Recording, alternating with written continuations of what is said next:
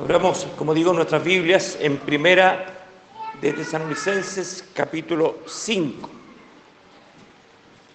Tengamos abiertos los versículos del 12 al 18 para, en el desarrollo del mensaje, vamos a ir avanzando en el texto, pero yo quiero que den vuelta la hojita hacia atrás y se fijen en el versículo 13 del capítulo 2. Fíjense. Capítulo 3, versículo 13 del capítulo 2. Dice, por lo cual también nosotros, sin cesar, damos gracias a Dios de que cuando recibiste la palabra de Dios, que oíste de nosotros, la recibiste no como palabra de hombres, sino según es en verdad la palabra de Dios, la cual actúa en vosotros los creyentes. Oramos al Señor. Padre nuestro,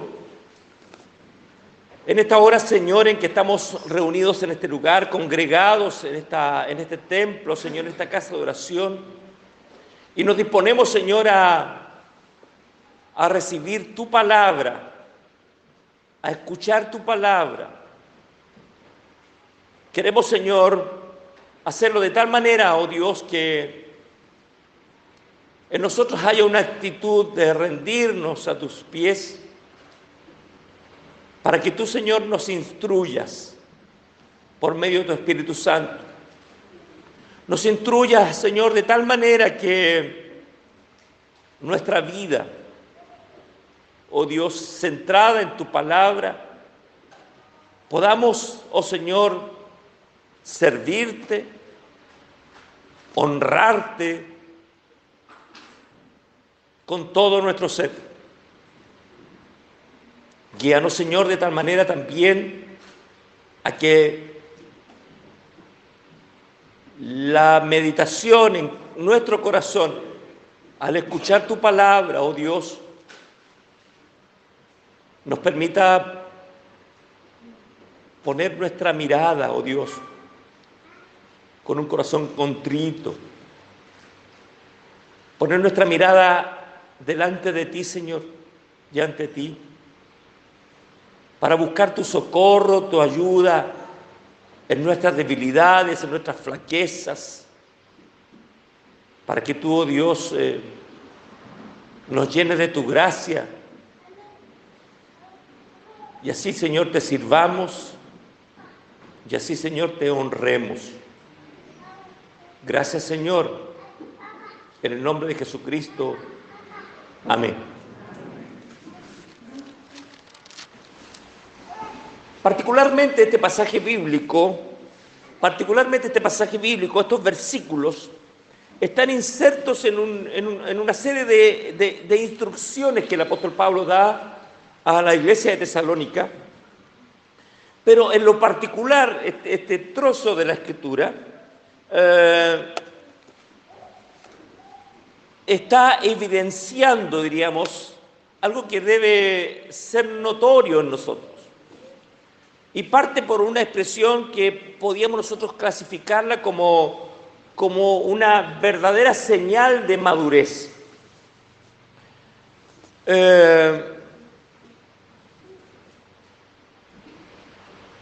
Esto verdaderamente es una serie de instrucciones que el apóstol Pablo da a toda la iglesia, a la iglesia de Tesalónica en lo particular, pero que como son las cartas que el Señor permitió que estuvieran conformadas en la Escritura, son una serie de instrucciones a las iglesias, a los creyentes.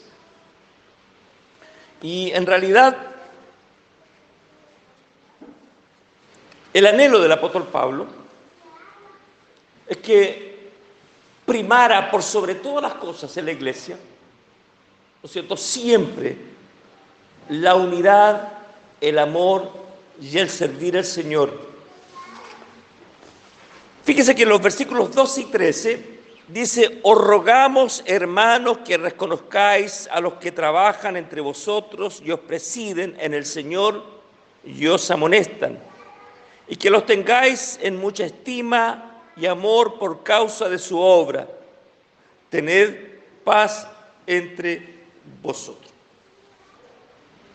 Quizás Tal como leí el versículo 3 del capítulo 2, que es una expresión donde dice, doy gracias al Señor por ustedes, porque se caracteriza esto, se identifica esto en ustedes. En el versículo 13 del capítulo 2, el texto que leía antes de comenzar la predicación aquí, en este pasaje del 12 al 18 del capítulo 5.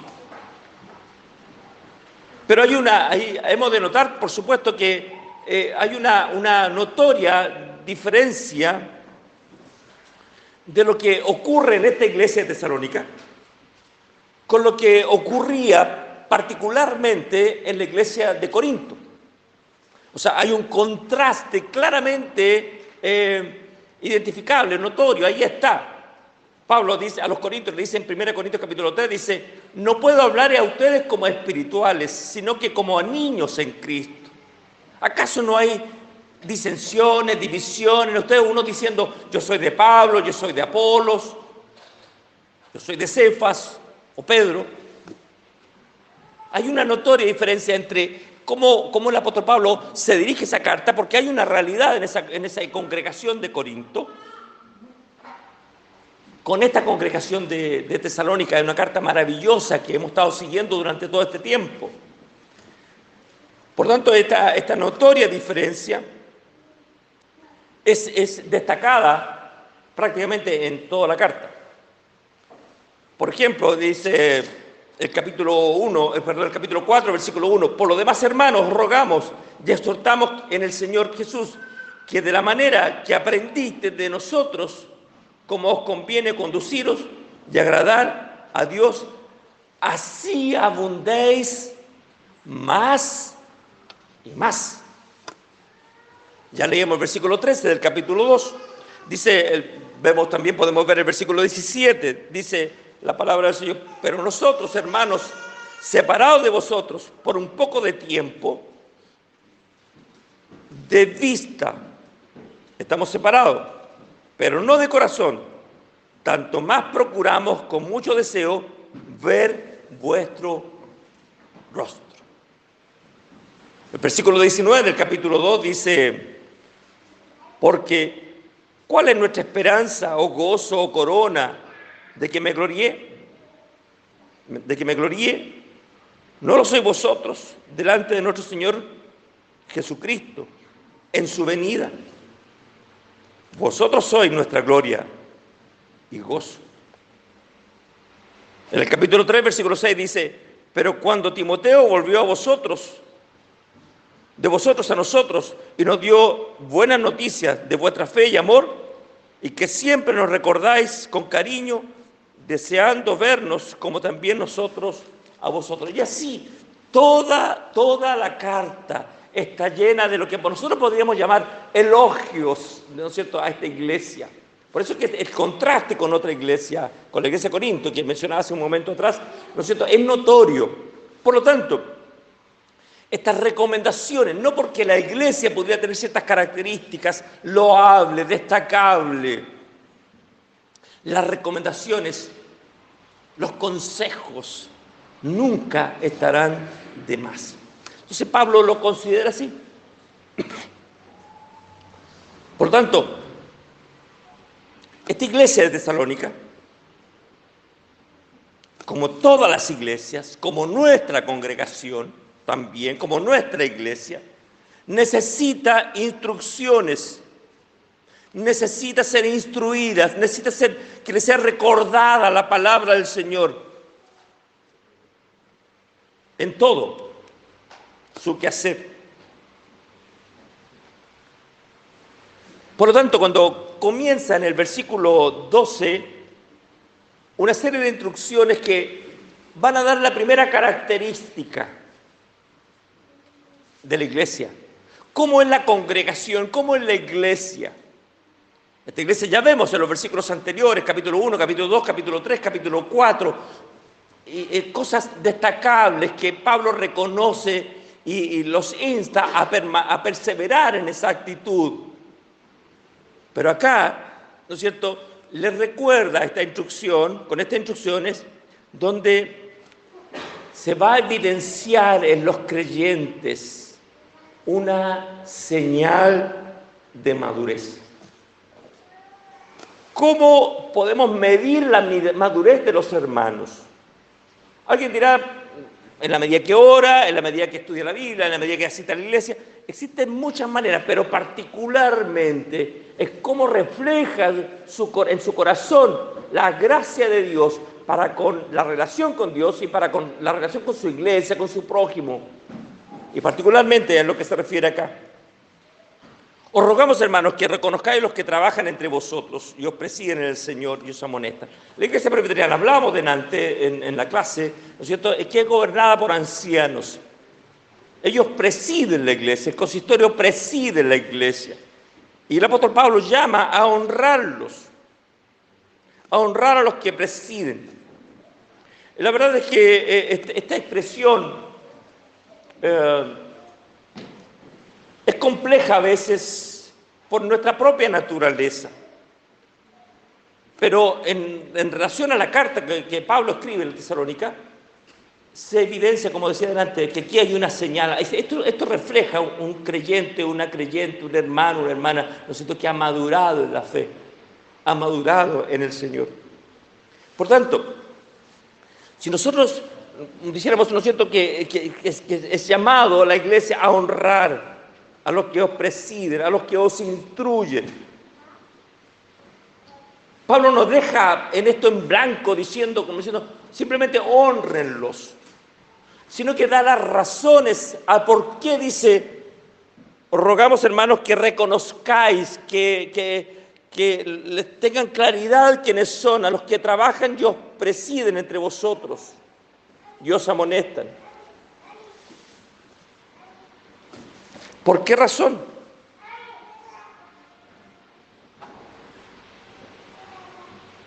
Porque ellos presiden en el Señor. ¿En razón de qué? En razón de que el Señor los ha llamado a cumplir un ministerio que ha de honrar primeramente el nombre del Señor y a la vez ha de edificar en su trabajo la iglesia del Señor. En esto está implícito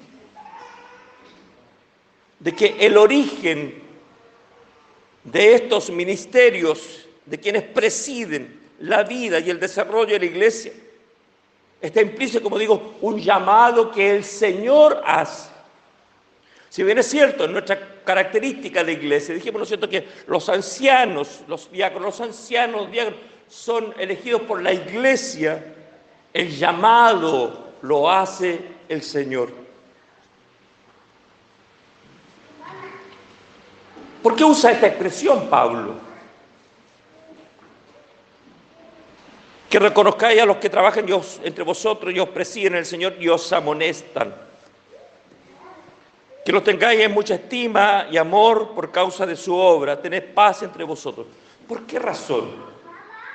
Porque nuestra propia naturaleza, hermanos amados, nuestra propia naturaleza nos impide actuar de esta manera. Por nuestro pecado, por nuestras dificultades que vivimos, decir, bueno, no, yo no puedo hacerlo, yo no puedo de esta manera, porque nos cuesta, por nuestro propio orgullo, por nuestra naturaleza pecaminosa. No es fácil.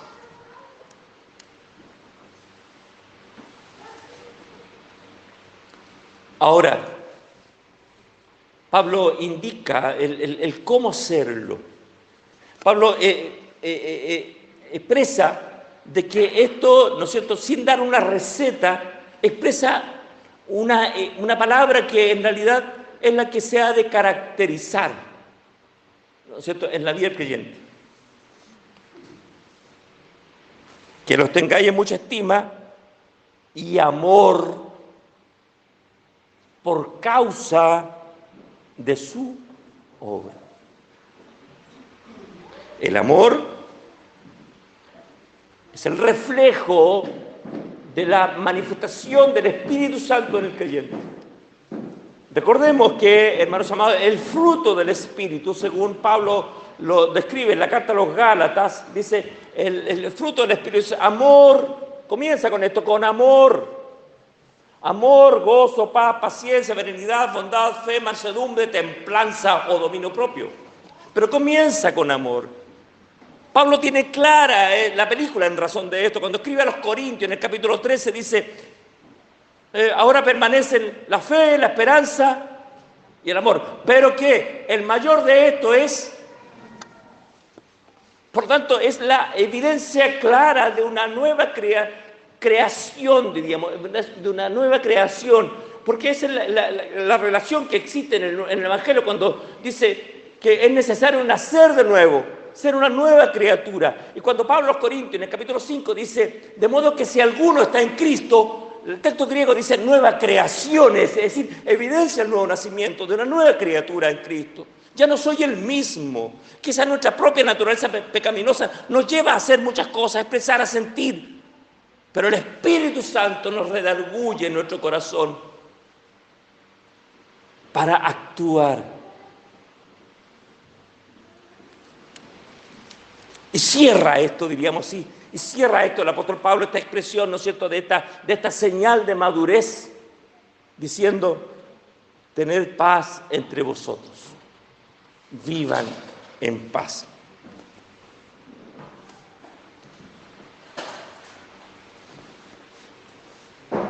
Esta mirada primera del apóstol Pablo tiene que ver con aquellos que han sido instruidos, llamados por Dios, para instruir a la iglesia, para guiar a la iglesia, para ministrar en la iglesia, para pastorear en la iglesia, para acompañar espiritualmente en la vida de la iglesia.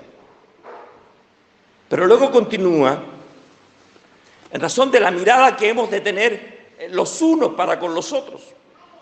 El versículo 14 y 15 dice, también os rogamos, hermanos, que amonestéis a los ociosos, que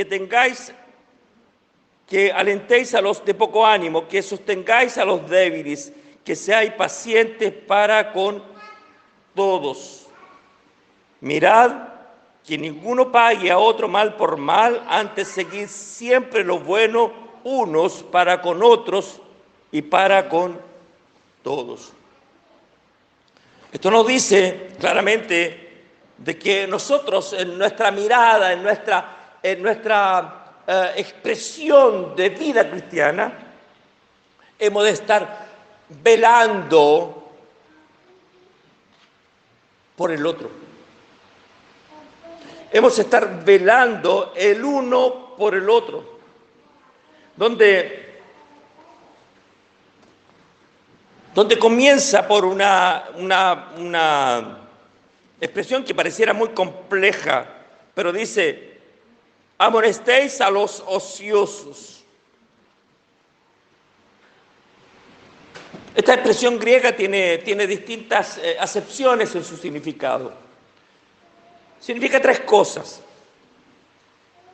Primeramente, tiene un significado que tiene que ver con la acción, con el hacer, con el servir, con el trabajar. Es decir, reprendan a los que no trabajan, a los que no se disponen a servir al Señor, a los que no se disponen a trabajar y a servir al Señor, a los ociosos. También significa que esta expresión griega implica que se refiere a los hermanos indisciplinados, a los desordenados. Y la tercera acepción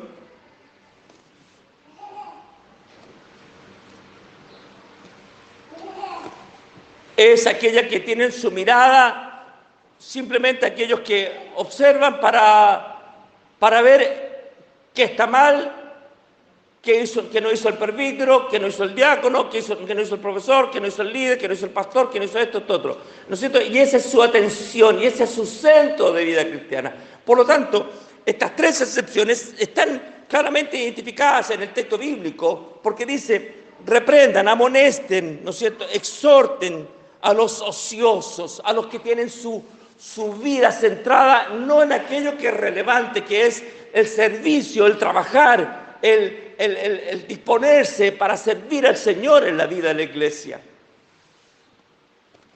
Luego dice animen. Amonestación, luego dice animen o alienten a los de poco ánimo.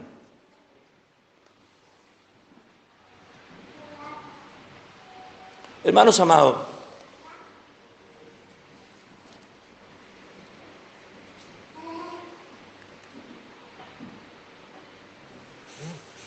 Quizás esta expresión, alguien dirá, no tiene mucha dificultad para entenderla, pero tiene que ver con todo el contexto. Y en esto es un llamado a toda la congregación, es decir, estar pendiente, conocer a la iglesia, conocerse los unos a los otros, ¿no es cierto? Y en ese aspecto alentar, ¿en razón de qué? De que todos nosotros en un momento determinado estamos expuestos en razón de nuestras propias debilidades a decaer en la fe, a no tener ánimo, a no tener, ¿no es cierto?, la fortaleza de levantarnos y proseguir a pesar de las dificultades. Entendiendo el principio propio de lo que es la iglesia, que la iglesia es ¿qué cosa? Es el cuerpo de Cristo. Y están los contrastes de las dos expresiones que nos dice la Escritura en razón del mismo sentido. Gozaos con los que se gozan. Y es fácil gozarse con los que se gozan en algún momento determinado. Llorar con los que lloran. Ya que dirá, sí, bueno, mi corazón me inclina a llorar con los que lloran y voy a estar ahí. Pero con esto otro, bueno, a él le va bien, fantástico, bueno, qué bueno. Pero también me tengo que alegrar con aquel que es prosperado, bendecido, y es el cuerpo de Cristo. Pero aquí Pablo está indicando, miren, alienten, den ánimo a los que tienen poco ánimo, a los que han decaído, a los que se sienten debilitados, a los que están ahí simplemente donde sus fuerzas se han debilitado en razón de las dificultades, en razón de las pruebas, en razón de los padecimientos. Ninguno de nosotros, hermanos amados, está libre de pasar pruebas. Ninguno de nosotros está libre de pasar dificultades en razón de nuestra vida familiar, de nuestra vida matrimonial, de nuestra vida como padre, en relación con los hijos, en relación de la vida laboral, de quedar sin trabajo, de no tener lo que nosotros estábamos teniendo y ahora por diferentes circunstancias algo ha pasado. Es natural a veces que la fe, si bien es cierto, no se pierde, pero el corazón se va debilitando. Y la iglesia, los creyentes, los unos de los otros, estamos necesitando los unos de los otros para animarnos y alentarnos en el Señor. Luego dice, sostengan a los débiles. Significa tomar del brazo, significa alentar, significa ayudar.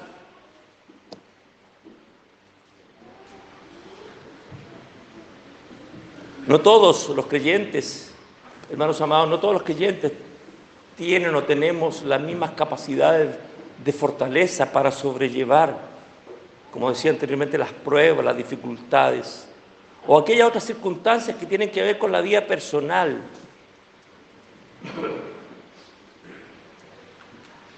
Estas dos expresiones de alentar a los de poco ánimo y sostener a los débiles están estrechamente vinculadas en razón de qué.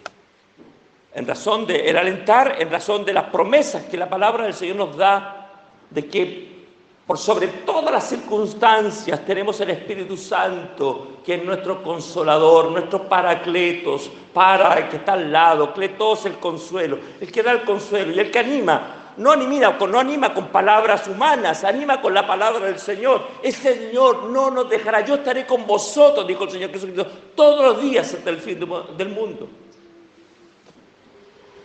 En las promesas de la Escritura son las que se manifiestan en las palabras de aliento, en las palabras de consuelo, en el sostener ahora, en el levantar, en ayudar, en tomar del brazo, en alzarlo, para que el Señor lo guíe en el resto de su caminar, a pesar, aún en el camino pedregoso, aún en las dificultades, la fidelidad en la que se mantiene del Señor en nosotros. Pero a nosotros nos llama a sostener a aquel que está caído. Y cierra nuevamente aquí, y cierra, así como en los versículos 13, 12 y 13, y cierra con una expresión que es el broche de este círculo de expresiones, de estas tres expresiones.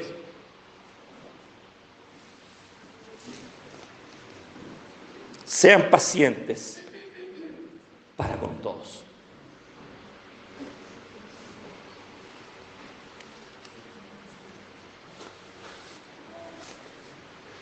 ¿Se acuerdan cuando en el libro de los Hechos de los Apóstoles encontramos el relato de la historia de Bernabé?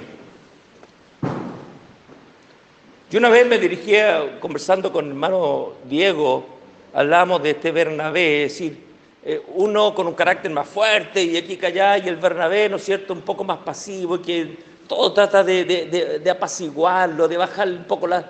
Porque tiene un corazón, Bernabé tiene un corazón sensible.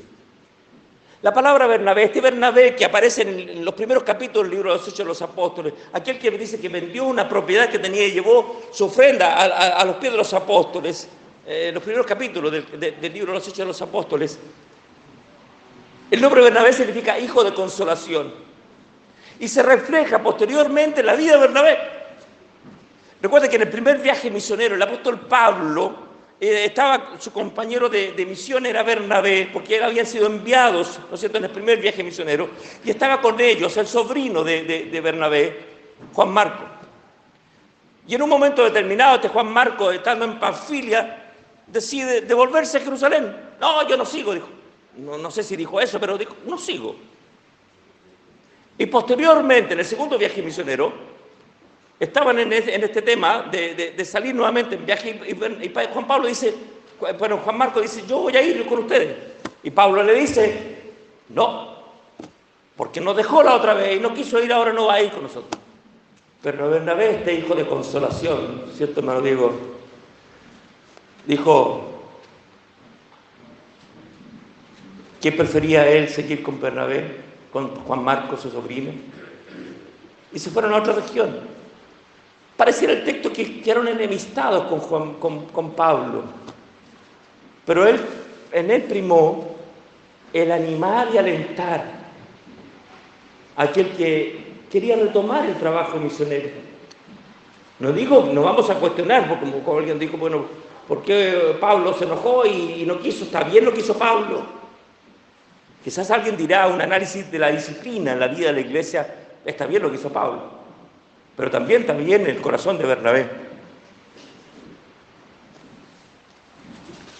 Por lo tanto, en el tema de ser paciente con todos, significa eso. Y es difícil tener paciencia, ¿verdad? No es fácil.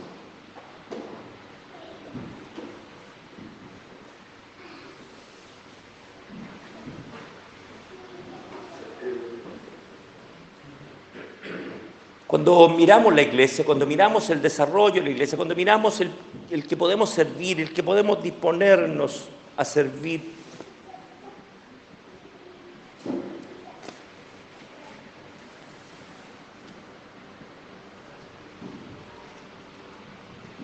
hemos de tener clara una mirada acerca del propósito fundamental de la vida de la iglesia.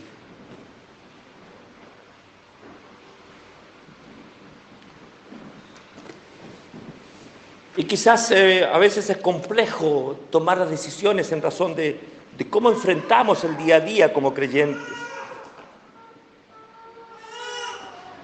Hablamos de los ociosos, de los de poco ánimo, de los débiles.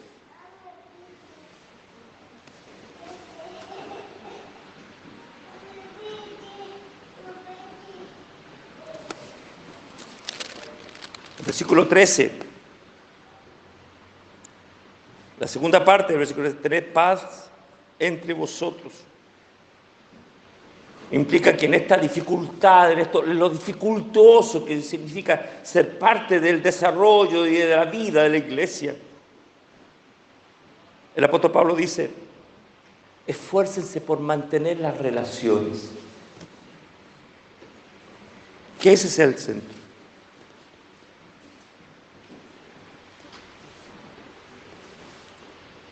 Y termina esta serie del capítulo 5, del 12 al 18, el tercer aspecto que tiene que ver con cómo vivimos delante del Señor, cómo es nuestra relación, cómo es nuestro corazón. Versículo 16, está siempre gozoso, orad sin cesar, da gracias en todo, porque esta es la voluntad de Dios para con vosotros en Cristo Jesús. Estad siempre gozosos, estad alegres. El apóstol Pablo, por la gracia de Dios, experimentaba el gozo del Señor. Recordemos las cartas que escribe en la cárcel de Roma, desde Roma, a los Efesios, a los Filipenses y a los Colosenses. Estas 3 cartas las escribe estando preso en Roma, y a los Filipenses les dice: gozaos en el Señor siempre. Pero no termina ahí, porque el énfasis que hace el apóstol Pablo cuando dice gozaos en el Señor siempre, está diciendo: mira, vuélvanse a gozar, gócense, gócense, gócense. Dice: gozaos en el Señor siempre. Otra vez digo, regocijaos. Regocijaos. No es fácil tener gozo permanentemente. No es fácil expresar la alegría cuando enfrentamos dificultades. No es fácil. Pero Pablo a los Filipenses expresa que hay un medio en razón de la gracia de Dios. Por nada estéis afanosos, dice el apóstol Pablo, sino que sean conocidas vuestras peticiones delante del Señor en toda oración y ruego. Y la paz de Dios, que sobrepasa todo entendimiento, guardará vuestros corazones en Cristo Jesús. Culmina gran parte de esta carta, casi al final del capítulo 4 de la carta a los Filipenses, de estas expresiones. Pablo, alguien diría, ¿no es cierto?, tiene un máster en gozo, porque experimentó la prueba, experimentó el dolor, experimentó estar engrillado con un guardia a su lado. Pero él dice: regocijaos en el Señor siempre. Otra vez digo, regocijaos.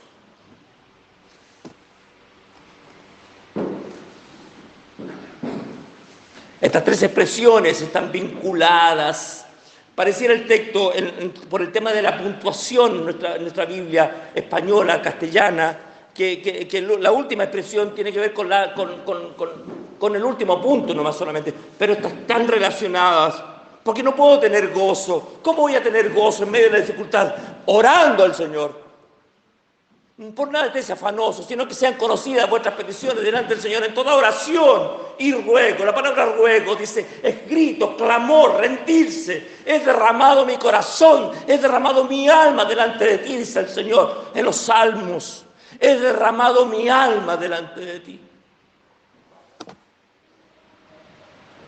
Por tanto, cuando nuestro corazón se rinde al Señor, cuando nos rendimos al Señor en oración y ruego, el Señor trae paz. Por eso dice al final de esta expresión: y la paz de Dios, que sobrepasa todo entendimiento, guardará vuestros corazones y vuestros pensamientos en Cristo Jesús. Nuestros corazones, donde se anían los sentimientos, las emociones, nuestros pensamientos, donde se maquinan ideas, tratar de solucionar las cosas a nuestra manera y no en razón de la voluntad de Dios y del propósito de Dios.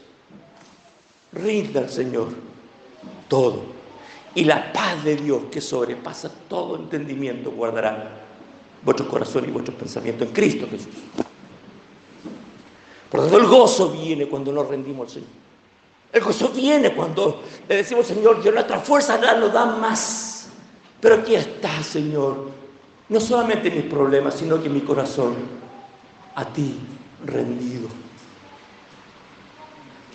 Pablo dice a los Filipenses, dice: por nada estéis afanosos, sino que sean conocidas vuestras peticiones en toda oración y ruego, con acción de gracias.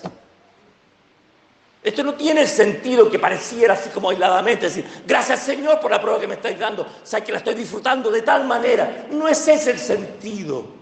La gratitud tiene que ver, hermano, con la seguridad que tenemos de que todas las cosas están en las manos del Señor y que nada escapa a su voluntad. Aún la prueba más grande que pudiéramos estar pasando, Dios tiene control de todas las cosas, porque Él es soberano y Señor sobre todo lo creado.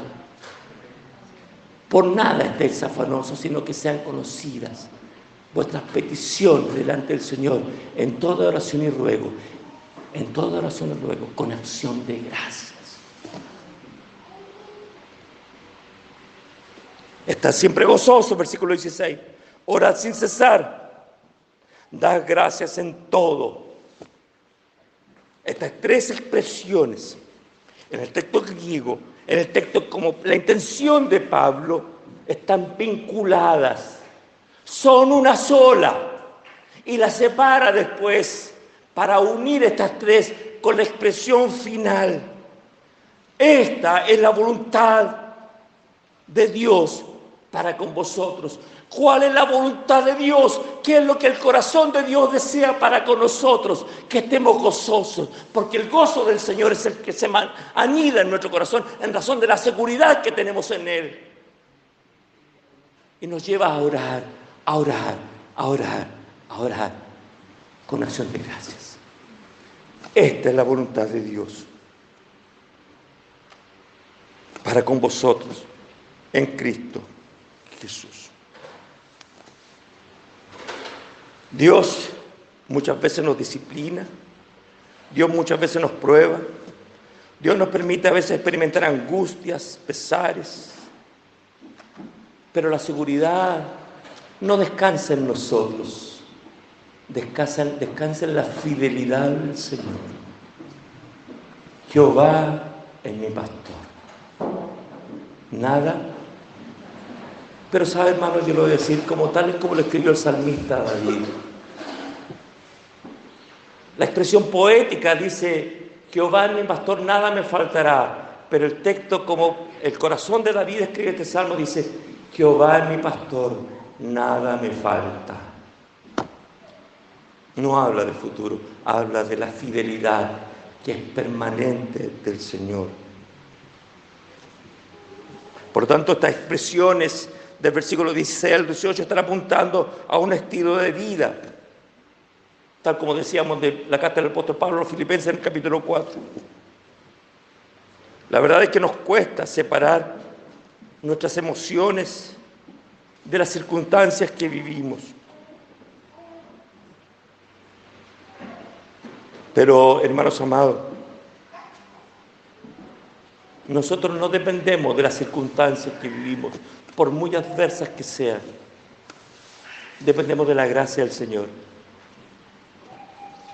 Y si aún las dificultades permanecen, somos sostenidos de igual por la gracia del Señor. Cuando los amigos de David son conminados a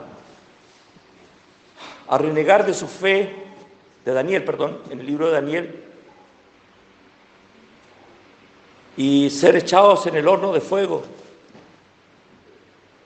él le dice, voy a parafrasear el texto, pero él le dice, si ustedes hacen lo que yo he ordenado y decretado que hagan, pueden ser liberados del horno de fuego. Ellos dicen, con todo, nuestro Dios puede liberarnos del horno, de tu horno de fuego, oh Rey. Pero si no lo hace, yo de igual manera honraré y glorificaré al Señor. Dios no está obligado con nosotros, pero la fidelidad del Señor de tal manera que aunque no nos dé lo que nosotros le pedimos, nos va a conceder lo que verdaderamente necesitamos. Porque Dios es fiel, porque Dios es sabio, porque Dios es perfecto. El apóstol Pablo, Romanos capítulo 8, versículo 18, dice la palabra del Señor: pues tengo por cierto que las aflicciones del tiempo presente no son comparables con la gloria venidera que en nosotros ha de manifestarse. Gloria a Dios por esta promesa, porque aún en las pruebas, aún en las dificultades que vivamos ahora en este tiempo, aunque no acabaran y las pudiéramos experimentar hasta el último día de nuestra vida, estas no se comparan con la gloria que tendremos en la eternidad con el Señor. El llamado es ese: vengan a mí todos los que están trabajados y cargados, que yo les daré descanso. Jesucristo vino a este mundo a dar vida y vida en abundancia. ¿En razón de qué? Del propósito que hay en el corazón de Dios, de redimir, de salvar, de la condenación que pesaba sobre cada uno de nosotros y pesa sobre casi algunos de los que hoy día puedan estar escuchando esta palabra. Para todo aquel que recibe a Cristo en su corazón. Dice Pablo, Romanos capítulo 8, versículo 1, ya no hay condenación para los que están en Cristo. Ya no hay condenación. El llamado es claro. El amor de Dios es tan grande y se ha sido tan grande que entregó a su Hijo unigénito para que todo aquel que en Él cree, el que cree, no se pierda, mas tenga vida eterna. El Señor vino a dar vida en abundancia, porque el enemigo, Satanás, vino a robar, a matar y a destruir. Podemos experimentar tristezas, pero el Señor es fiel. Podemos experimentar preocupaciones, pero Dios es fiel. Cada día, dice el Señor Jesucristo en el Sermón del Monte, no os afanéis por el día de mañana, que habéis de comer, que habéis de beber. ¿Por qué? Porque cada día tiene su propio afán. ¿Y cuál es el llamado del Señor? Busca primeramente el reino de Dios y su justicia, porque todas las demás cosas os serán añadidas. Hermanos, el orar, el gozarnos, hermanos, es clave. No podemos tener gozo. Tú no puedes tener gozo, hermano, amigo, si no te rindes y no oras al Señor. No podrás orar si no tienes gozo del Señor.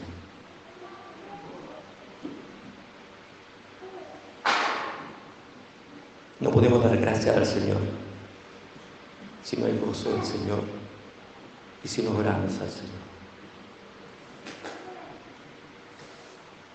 Cristo, en su oración que enseñó a los discípulos,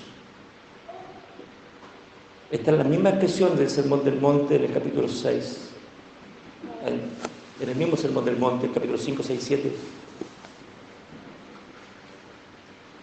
Jesús dijo, venga tu reino y hágase tu voluntad. Más adelante dijo,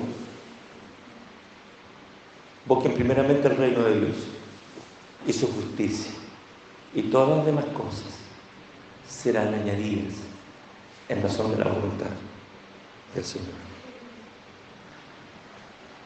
Orad sin cesar en toda circunstancia. Una oración centrada en Cristo, una oración centrada en el Señor, una oración teocéntrica, una oración cristocéntrica, una oración centrada en el Evangelio y en la gloria del Señor. No una oración antropocéntrica, no centrada en nosotros, sino que en Cristo, que murió y dio su vida en la cruz por nuestros pecados. Porque una oración antropocéntrica, hermanos amados, es una oración farisaica. Cuando dijo aquel, Señor, yo te doy gracias porque no soy como él. En cambio, el publicano dijo, Señor, sé propicio a mí, que soy pecador. Dios se complace en la oración de los justos. Dios se goza, se alegra. Demos gracias al Señor por todo. Oremos sin cesar y estemos siempre alegres, porque esta es la voluntad de Dios para con todos vosotros en Cristo Jesús. Oremos al Señor.